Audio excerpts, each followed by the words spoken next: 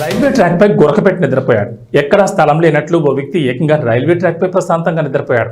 అటుగా రైలు దూసుకొస్తున్నప్పటికీ అతను గురకపెట్టి గొడుగు నీడలో నిద్రపోవడాన్ని లోకో పైలట్ గమనించాడు. దీంతో రైలు నిలిపివేసి ఆ వ్యక్తిని లేపి పక్కకు పంపించారు. ఈ ఘటన యూపీలోని ప్రయాగ్లో జరిగింది. దీనికి సంబంధించిన వీడియో వైరల్ అవుతోంది.